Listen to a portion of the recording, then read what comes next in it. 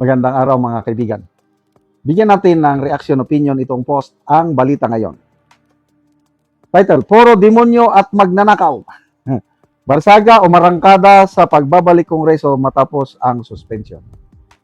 Muling naging sentro ang usapin si Cavite 4th District Representative Kiko Barsaga matapos ang kanyang pagbabalik sa trabaho sa Kamara kasunod ng kanyang suspension, kung saan nanatiling matapang at direkta ang kanyang mga pahayag laban sa institusyon.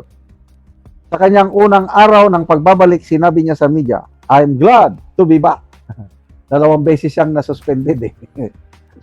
Ngunit kasabay nito, umani ng matinding reaksyon ang isa niyang pahayag na ibinagi sa kanyang social media page. Ito ang kanyang post.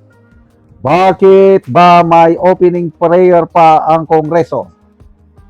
Puro mga demonyo at magnanakaw nandoon.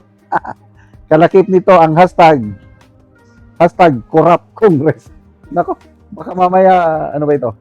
I-suspend na naman siya. Pero fuera de los buenos. Kung hindi ka magnanakaw, ay congressman ka, congresswoman, hindi ka naman nagnanakaw, ay di bali wala. Di ba, ang kasabihan is, bato-bato sa langit, ang matamaan, huwag magagalit. In fairness, para sa akin, may mangilan-ilan pa rin na matitinong lawmakers.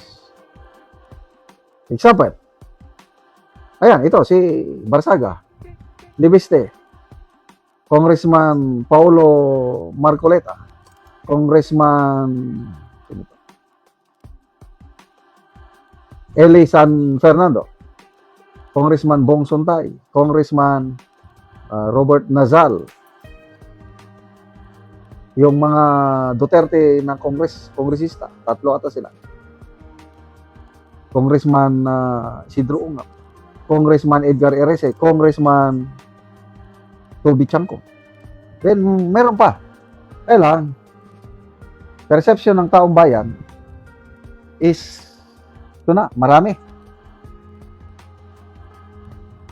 Yung sona ng Pangulo, mahiya naman kayo! Sabi niya sa sona, pumalakpak naman sila. Sinong pinalakpakan? Sino ba yung tinutukoy ng Pangulo na mahiya naman kayo? Sino bang sa budget, nagbalahura?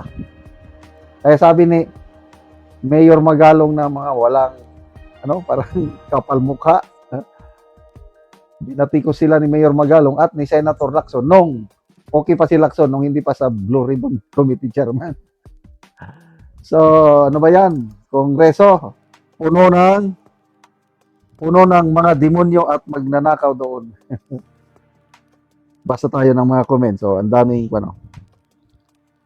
nag-react. 21,000 ang nag-react, 13,000 ang tumatawa, 7,400 ang nag-like, 343 ang nag-love o comments. Yomas Itzibal, Congressman Kiko Barsaga, the next Cavite Governor. Arman Sayatang, yan ang dasal ng mademonyo, hindi lahat na tumatawag ng Diyos para pakinggan niya kung hindi ang sumusunod sa kanyang utos. Sabi ng Diyos sa 10 Commandments, ang sabi niya, huwag magnakaw. Hindi lahat ng tumatawag sa Diyos ay papakinggan ng Diyos.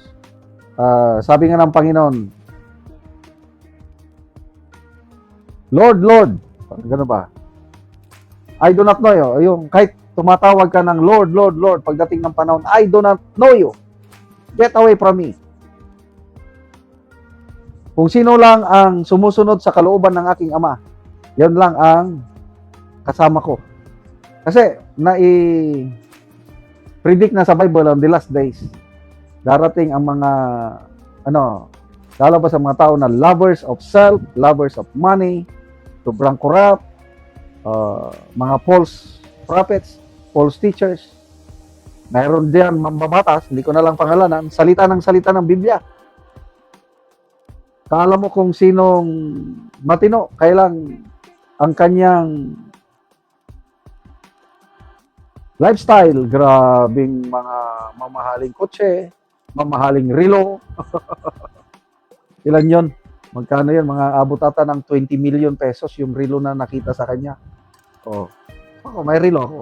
Ano ito? Ukay-ukay lang ito. $4. Binili ng anak ko sa US, niregalo sa akin. Tuwan-tuwa naman ako. Oo. Kaya nga, hindi lahat ng tumatawag ng Panginoon ay papakinggan. Sabi ng Panginoon, these people honor me with their lips, but their hearts are away from me.